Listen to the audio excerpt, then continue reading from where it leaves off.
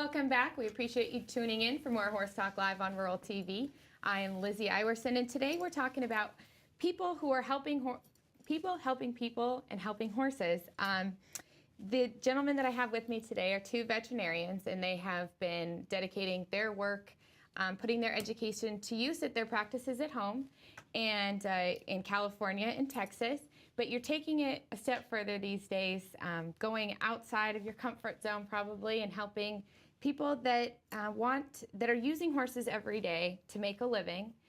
Sometimes those horses don't have access to the care that our horses have here, and I think I can say for sure I take it for granted now, like we're going to look at some photos here in a minute, just the basic needs that, getting my horse shod every month is like a big deal, but these horses, they don't have access to that, and worming. And so tell us, before we start looking at the photos, how it all works, how you get a group of people into a country and develop an area for people to go, a resource for these people. Right.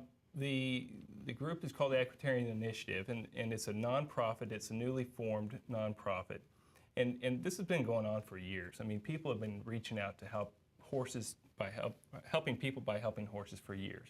It's not a new concept. But we're trying to organize that and so that more people can hook in. I mean, everyone wants to help, let's face it. People don't know how to help. And so the Equitarian Initiative is saying, okay, look, here is a workshop. We're going to show you how you can go down and help. And after you go to this workshop, we want you to go out and identify an area that needs help, and we want you to service that. And then we want you to show other people, and then let them go out. We have a saying in veterinary medicine: you see one, you do one, you teach one. And that's the same thing we believe as equitarians. I'm not going to just go back and keep seeing and seeing and seeing. I saw one last year, and Keith and I are going to do one. We're starting a brand new trip in Guatemala this year. And we'll continue to do that, and then we'll teach people on how we had success in Guatemala. So it's that's the system that we're after, and we're here to just provide resources to connect other nonprofits together, and to connect people that are interested in giving together. Well, and all of us, I can safely assume that everybody at home is a horse lover, and we're all in this together. It's like once you see these photos, you just can't help but want to help, You do. Well, let's look at these photos, and if you'd walk us through us and let us know what it is that we're seeing on one of the trips that you guys went on. This is one of the children's education areas. That's a major point that we like to focus on when we're down on these equitarian trips, is educating young children about basic care, basic animal care, so that as they become older and more responsible, directly responsible for the animals, they'll know a little more than just what was passed down from their big brother or their parents or grandparents. So this is a game of Red Rover. They had a lot of fun. I think for most of these kids, it was the first time they'd ever played. It took a little work to get them to understand the concept, but they really joined in and had a good time. Was this the Mexico trip? This was the Mexico trip in Veracruz. This was a town called El Ciervo. A little town, and you can see the three ladies in the back. One of them's a veterinary student, the other one's a veterinarian, and one of them is a veterinarian in Mexico. But, you don't have to be a veterinarian to do this. You just have to care and just want to reach out to these kids, and these kids can tell when you care. Yeah. This was a highlight for me. I got to play soccer with a bunch of the young kids there in Mexico. It's a lot of fun. Well, the soccer is a recurring thing because that's where you meet. We do. We meet on the central town soccer field every time we go to a new town, and it seems to be the common local gathering place, and so it's a natural fit. This was in the state of Puebla. You can see the colorful clothes of a lot of the people. On this day, I think we worked on about 300 animals, a little over 300 animals. And one of the animal owners was so appreciative of the work that was done for all of these animals down there that she cooked dinner for all of us in the equitarian workshop that year. There were probably 40 or 50 of us that she took into her home and just spontaneously cooked a meal for us. What was really interesting in that area, and that we're still in this area right here in this picture, it's the high desert area, and all the donkeys and mules and horses were being handled by women. We saw very few men. The men were out all migrant farm workers, and so it was just an interesting dichotomy, because some of the other areas that we went, there were mostly the men that showed up on the horses, and this was all women and children. Sometimes you can see this little girl holding this donkey here. Her parents probably weren't there. She probably brought the donkey herself, and she was responsible as a caretaker. That's Dr. Davis, very profound equestrian from the University of California at Davis, who's operating on a saddle sore on this donkey. Which is something that you see quite often. Too many times. Yeah.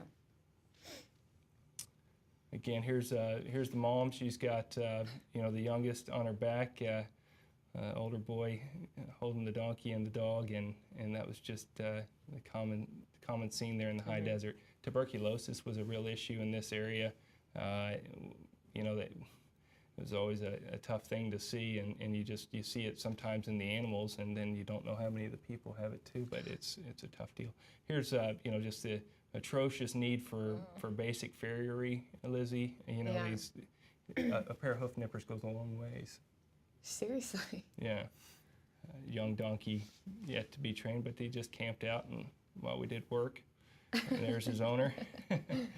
It just smiles. These kids didn't have anything. They really didn't, but they were happy. And there's a nice picture of one of Dr. Latson's surgical specimens. He probably rolled through that one before you ever. can flip through that one. That's the end result. That abscess was on the neck of this horse, and it was a very long-standing chronic problem. And we were able to remove that and get it closed up. So you are doing some surgery while you're there? We are doing some surgery, and a lot of those surgeries are sarcoid removals or treating sarcoids in several different ways, depending on the resources we have available to us. Castrations are a common surgery, as well as mass removals. This was after dinner. It didn't matter where you went. You were a new face in town, so the kids would always kind of gather around you, and so we shared some cookies with the kids. And here you can see a horse, and the horse almost looks camouflaged there, but I mean the loads these animals carry, I mean, more than their own body weight. I mean, we would see 220-pound donkeys carrying equal amounts of milk twice a day to the dairies. These animals are just so tough and help these people in so many ways, but bringing crops down. Go ahead. So this is a typical scene of one of our equestrian workshops. This was in a town called Miwatlan, and another busy day. I think this was before we had completely set up. I don't see any tents available. Typically we set up a central tent where everybody checks in, all of the people check in, and we do a general physical exam. Here's a picture that shows all of those.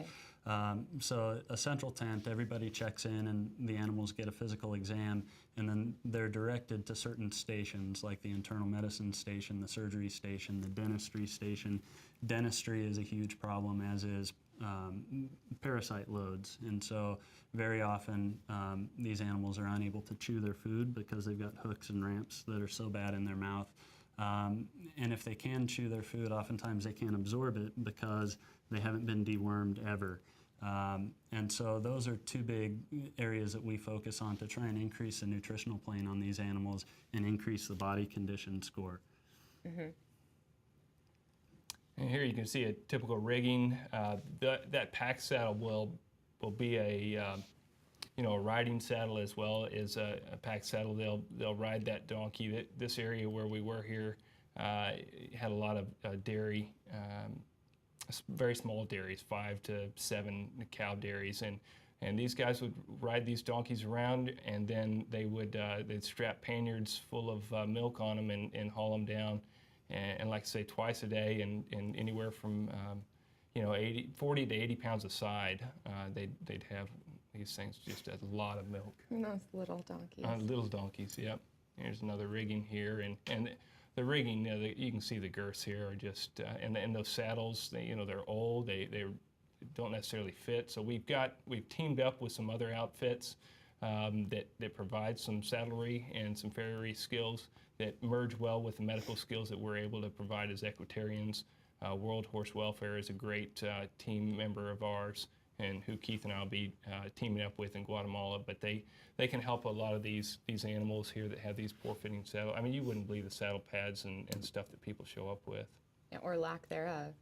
In education, here I am speaking with a couple of the Mexican veterinarians, and we would go around and discuss things with owners and try to understand what their needs were, and so that we can determine if we're addressing their needs, or if we need to do something differently, if they're satisfied. You know, you have to make sure these people are happy with your efforts, otherwise they won't come and they won't allow you to follow up very well. So education and just communication is a big point for us. This is a great picture of a saddle being retrofit. That's yellow, pretty high density yellow felt that's being applied to that saddle. And they'll put that saddle back on the animal that it belongs to several times, and try and discover pressure points that still exist, and then continue to mold that saddle with felt until it fits perfectly. Okay. Look at the number of saddle pads. When's the last time you went to a barrel race and saw that many saddle pads, Lizzie? It's amazing. But they just keep padding them up, and the reason they keep padding them up is because the animals keep losing condition. They keep getting skinnier, and so those muscles along their top line go away. Yeah. And so you just got the Bone. spine there, right? Yeah. And so this is an English saddle. She's a master saddler, and she spends her time helping instruct some of these local Mexicans how to be good saddlers, and she's fitting the saddle here. You can see that white area in the middle of the saddle where they've cut out a relief area. There was a horrendous saddle sore over the top line, just over the spine. Some of these saddle sores go down to the bone. They're that deep. And so this is the type of good that we can do by offering the basic veterinary care combined with the saddle fitting. And this is, I'm taking a hand at trying to make a new head stall, I think, or something. My skills aren't very good, but they were nice enough to let me help. Here's it's the picture. A lot going on in that picture. Yeah, the picture really speaks for itself, Yeah. doesn't it? There's, again, one of the horrendous saddle sores, pressure sores that we see as a result of ill-fitting wooden saddles and poor body condition, and that's one of the major areas that we worked on consistently. It didn't really matter which town. There were some towns where the animals were in generally better body condition than others, but this was a very, very common problem. Spanish moss is a saddle pad that may come into vogue in 2013 in North America, but for right now I haven't seen much of that. Have you? Not at all, but. No. And I've got to give credit really quickly to Dr. Laxonetta, who took a lot of these pictures. His watermark is down in the lower right-hand corner of the photos. He's an equitarian that was on the trip with us. Very fun guys from San Diego area of California. This is Dr. Turoff, another equitarian who really focused his efforts on this trip on dentistry. And he and about 4 others focused heavily on dentistry and found, like I said, some of the most impressive hooks and points that prevented these horses from chewing that I've ever imagined. Right. Here's our group on the shuttle van going back and forth. We had anywhere from an hour to a 3-hour one each way to go to the different areas where we service these animals. We stayed at just a dormitory out in the middle of nowhere at a remote satellite campus of the vet school at Mexico City. It's a small load on a paint horse, my goodness. And that's just there every day. I mean, that's what they do. That's what happens. What they do day after day. Certainly, as soon as you start operating on something, you can gather a crowd. But a lot of the exchange of information occurs between North American veterinarians and the Mexican veterinarians and Mexican veterinary students. They are so keen. The Mexican veterinary students are so keen to learn, and we exchange information that we have. They also bring us in some of the local issues that they have, and they see some diseases and have some remedies that we're not aware of. And so there's a great exchange of information, and it's a great partnership. No matter where we go, Honduras, Morocco, There's always this exchange, this common ground of veterinarians wanting to help these animals, and it's great. And people are always probably pretty thankful for your presence there. They are. Sometimes it's just a look in their eye, Lizzie, but it's plenty. It's all you need. Well, so you mentioned that you're working with the other veterinarians there, which is important, that you're not just going and trying to help the people, they may not have the resources to always work on their own horses. So it's important that you're passing on your education to others, the veterinarians there. So, well, we have to take another break. We're moving through this all too quickly, but we hope that you stick around because we'll be back with more on Horse Talk Live.